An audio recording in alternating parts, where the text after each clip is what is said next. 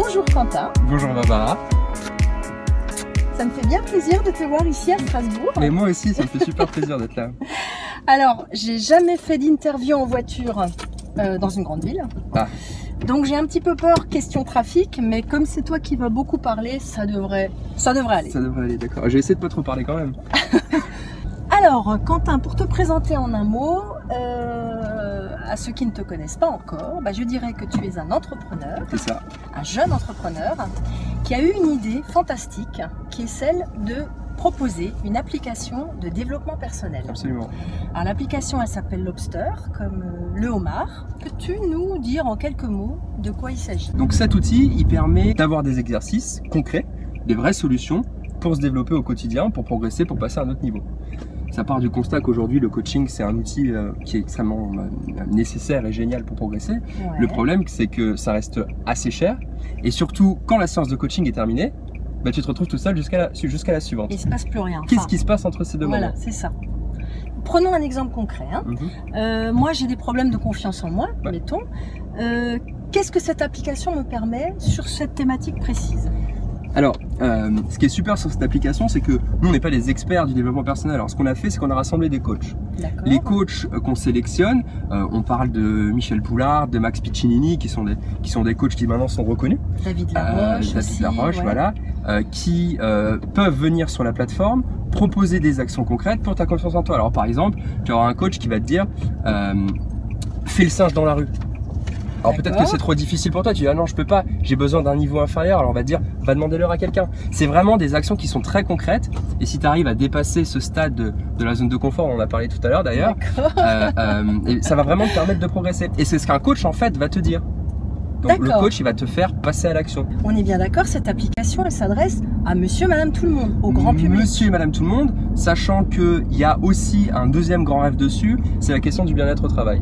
Voilà. Le mal-être au travail aujourd'hui ça coûte 13 500 € par employé et par année pour la société. C'est énorme. Donc cet outil il permet, il est là quand on en a besoin, dans sa poche. Je dis souvent le matin, il y a 3 choses qu'on a souvent toujours sur soi, c'est ses clés, son téléphone et son portefeuille. C'est 3 choses qu'on vérifie toujours. J'avais vu dans une des conférences que tu avais faites, une des interventions, une phrase très intéressante qui était comment passer des connaissances aux compétences. Le cœur de Lobster, c'est aussi ça, c'est une problématique à laquelle on répond avec Lobster, c'est passer des connaissances à compétences. Puisqu'aujourd'hui, il y a plein de supports qui existent, on regarde des vidéos sur internet, souvent je pense que tu vas sur YouTube, d'ailleurs c'est vrai, là tu vas mettre une vidéo sur YouTube. Absolument. C'est génial, ça inspire les gens, ça donne de vrais conseils, de vrais concepts. Ouais. Il y a aussi les livres. Le problème, c'est qu'en achetant ces livres, on croit acquérir de la compétence, mais ce qu'on acquiert, c'est de la connaissance. On sait les choses, hein. Faut bien distinguer je sais et je sais faire. Et je sais faire. Donc je lis un livre, mon niveau de connaissance monte. Mais pendant ce temps, mon niveau de compétence ne monte pas. Je prends souvent cet exemple du golf. Tu peux lire 100 livres sur comment jouer au golf, tu vas tout savoir sur le golf, mais si je t'emmène sur un green, tu tapes à côté de la balle. Et ça, c'est extrêmement frustrant. Tu sais tout sur le golf, mais tu sais pas jouer au golf. La question que je me suis posée, c'est comment on va faire pour utiliser la technologie pour aider les gens à passer à l'action. Donc les livres sont utiles, les vidéos sont utiles, le coaching est extrêmement utile. Bien sûr. C'est pas un produit qui remplace, c'est un produit qui vient en plus. Mais qui vient en complément. Il y avait autre chose qui m'avait intriguée sur la dernière conférence que tu as faite au TEDx, Panthéon-Sorbonne. Ouais. Tu as dit quelque chose de terrible, franchement de vraiment terrible. C'est que 95% des gens qui sont en fin de vie regrettent d'être passés à côté de leur vie, de ne pas avoir vraiment vécu la vie dont ils rêvaient. Et donc moi, je me dis, est-ce que c'est pour ça que toi tu es devenu entrepreneur ou est-ce que ça t'a inspiré pour Lobster? J'aime bien parler de pourquoi je fais les choses et non pas de pourquoi on les fait pas. D'ailleurs, on parle aussi de ça dans le TEDx. C'est d'ailleurs que on explique en fait que tu as un système dans ton cerveau qui s'appelle le système réticulé activateur.